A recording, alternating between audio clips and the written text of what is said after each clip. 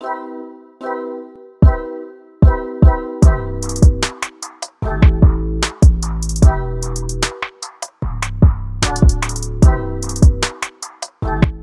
outra coisa também que não sei se atribuem a ele, que eu já ouvi falar, que era a invasão das pessoas saindo da China para vir para cá, que era para a gente ter mais disciplina. Eu vi isso em algum centro por aí.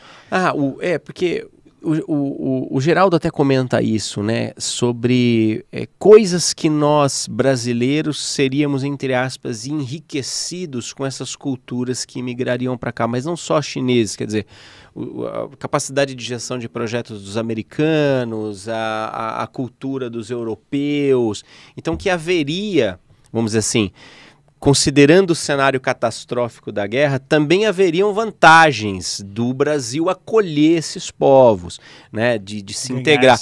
Mas ficaria cara, é muito aquele cenário paralelo de O Dia Depois de Amanhã, né, onde os países mais pobres acolhem os ricos. Cara, eu morei ali perto da região da Santa Efigênia e os chineses, eles chegam em uma semana, eles já começam a falar um pouquinho de português, já vão trabalhar. O povo tem um esforço, assim, incrível. Todos os chineses aí que estão vendo, um grande abraço para você. Que é absurdo. O cara, assim, se eu fosse para outro país, eu já ia ficar, não, eu preciso aprender melhor, a disciplina, o trabalho mesmo, é um negócio impressionante na China. Até porque o inverso não é verdadeiro, né? Os caracteres de alfabeto deles, por exemplo, pra gente é completamente diferente. Eu demorei 100 anos, né, pra falar chinês. Nossa, total. Fora que uma outra perninha e você já tá dizendo que você tá xingando a mãe do cara, né? Em vez de pedir um favor pro cara. Não. E das coisas incríveis do Chico que você vai lembrando aí, que isso é que acho que a galera tem a maior curiosidade. Cara, dos papos de bastidor, inclusive. Papos de bastidores e coisas assim foram vários. Uma coisa que me impressiona em Chico Xavier é a qualidade filosófica do que ele fala. Se a gente falar assim, pô, o que te atrai, cara? Me atrai olhar, por exemplo, um livro como Pensamento e Vida, onde ele fala coisas que só hoje a gente vê física quântica falando. Tipo, eu lembro de um trecho do Pensamento e Vida que fala assim: o pensamento claro e correto com ação edificante interfere nas funções celulares tanto quanto nos eventos humanos, atraindo em nosso favor por nosso reflexo melhorado e mais nobre, luz e apoio segundo a lei do auxílio. Quer dizer, o cara está falando de tudo o que todas as práticas integrativas de saúde falam hoje, que a mente, a psicossomatia influencia na qualidade das tuas células. Se você pega um Dr. Joe Dispenza, por exemplo, nos Estados Unidos, ele fala sobre reprogramação de hábitos, ele fala sobre o vício que as nossas células têm na sensação química que as nossas emoções provocam. Então o pensamento interfere nas funções celulares. Ele fala claramente isso. Fala assim, cara, não é possível. Você está falando de um cara absolutamente simples, que não tinha qualquer acesso a esse tipo de coisa. E o mais curioso, talvez, seja o fato de que o Chico às vezes era tão complexo no tempo dele, as psicografias são tão complexas, que as pessoas leem, mas não entendem. Existe um certo analfabetismo funcional. A pessoa, não, você lê o livro, pô, nossa, li um monte de livro do Chico Xavier, são maravilhosos, maravilhosos. Daí aquela parte, o cara fala assim, eu não sei do que você está falando. Vou dar um exemplo, por exemplo. Tem coisas que não são ditas diretamente, mas tem coisas que são fantásticas. No livro Mensageiros, por exemplo, toda a obra do André Luiz assim, fala sobre excursões do mundo espiritual para cá. Vamos fazer uma casa de serviço numa casa, vamos acompanhar aquilo, vamos acompanhar isso e tal. E o André Luiz vai descrever uma série de reuniões, uma série de coisas do ponto de vista espiritual. Então o que acontece se você fazer uma oração aqui agora? O que acontece se a gente fazer uma meditação aqui agora? O que acontece no plano espiritual com a gente? E ele vai narrar isso da perspectiva espiritual. Bom, numa dessas ele está vindo para a crosta terrestre, ele está chegando num lugar e eles falam que eles pegam um veículo. Um veículo no plano espiritual. Você fala, tá, legal. E diz que o veículo funcionava a partir de fluidos elétricos acumulados. Cara, nós estamos falando de um carro elétrico, de um carro de bateria, um carro que funciona com a bateria. Mas as pessoas pegam, leem isso e tipo, beleza, não passa. Por exemplo, o André Luiz vai falar assim no outro livro, que a ciência iria descobrir que o átomo não é um tijolo indivisível, mas um aglutinamento de tensões de energia, e que no núcleo atômico, onde essas energias são condensadas, haveria ainda a vida mental de onde tudo vem. Quer dizer, o cara está falando de hermetismo, filosofia egípcia, ele está falando de física quântica, ele está falando de teoria da relatividade, numa frase que, se você não parar para prestar atenção, ela passa e fala, pera, é um assunto muito denso. Volta, é denso.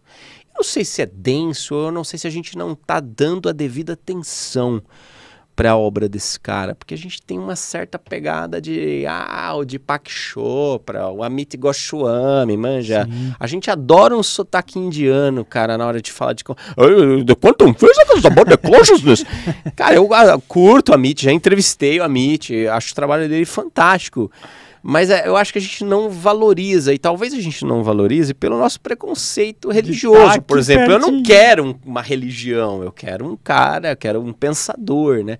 Eu acho que se a gente começar a enxergar Chico Xavier como um pensador e o representante de uma série de consciências de pensadores fudidos, como Emmanuel, Chico Xavier, Humberto de Campos, cara, a gente vai ganhar muito, tá? E eu acho que isso cresce muito em termos de qualidade de pensamento, mas de qualidade de moral também, que a nossa sociedade ela tá um pouco, eu não sei se imoral ou se amoral, sabe assim, a gente não pensa mais no bem pelo bem, né? A gente já saiu disso. Outro dia eu tava conversando com uma mentorada minha, que é uma pessoa super, super ética e tal, e na dinâmica da conversa eu falei, como é que você define esse seu senso de responsabilidade? Ela falou, eu gosto de fazer o certo porque é o certo a se fazer. Né? Eu acho que a gente perdeu esse tipo de pessoas. E obras como a dele, para além da ideia de religião, eu acho que quando a gente coloca na mente essa ideia de que a gente só está numa encadernação aqui, mas haverão outras edições de nós mesmos, e de que a gente tem a oportunidade de ir melhorando paulatinamente, a gente estabelece uma certa perspectiva sobre a vida. O sofrimento começa a diminuir, os sentimentos passam a ser mais preciosos, mais valorosos, né? A ética passa a ser mais importante, a construção do coletivo, da colaboratividade passa a ser mais importante.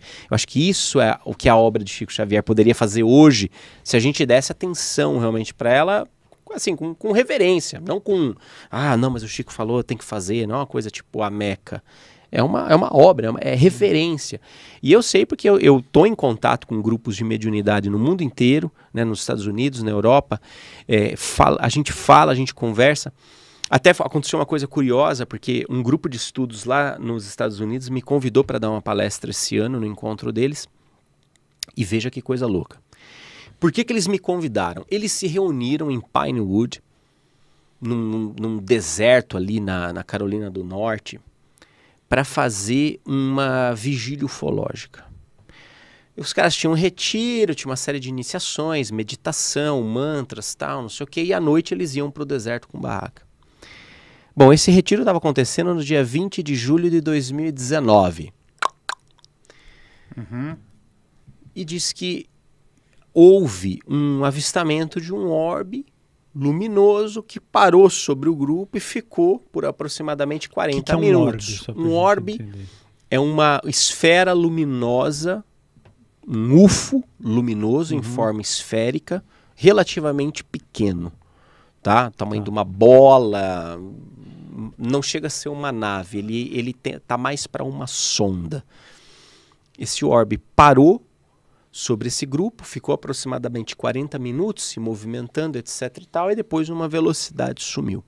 Um dos integrantes, ali um dos gringos estavam os caras, falaram assim, acho que hoje se cumpriu a profecia de Chico Xavier sobre a data limite, porque nós fizemos contato com os seres extraterrestres. Aí os caras entraram em contato comigo para falar, vem falar aqui do Chico Xavier pra gente. Então eu percebo que fora o interesse deles é animal sobre Chico Xavier. Você começa a falar sobre Chico Xavier e eles falam assim, não é possível que existia um cara desse aí. Pois é, existiu, né? Existiu.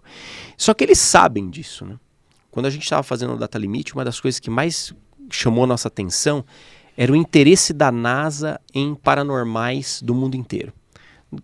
Por causa daquela coisa da Guerra Fria e dos estudos parapsicológicos dos russos, que são muito mais avançados em parapsicologia do que os próprios americanos, a NASA criou um programa para mapear potenciais paranormais ostensivos e chegou a mandar uma equipe para conhecer Chico Xavier. Tem foto disso na internet. Você coloca lá, NASA, Chico Xavier, fotografia. Você vai ver todos os cientistas, né? Uma das coisas que eles fizeram foi medir, entre aspas, o que a gente chama no espiritualismo de campo áurico do Chico Xavier, né? Um ser humano, vamos dizer, nós, assim, convencional, teria um campo áurico aí de emanação de fótons de 4 dedos, assim, né? O Chico Xavier tinha alguma coisa como 500 metros de emanação, a máquina não conseguia captar, né? E tudo isso pela NASA. Pela NASA.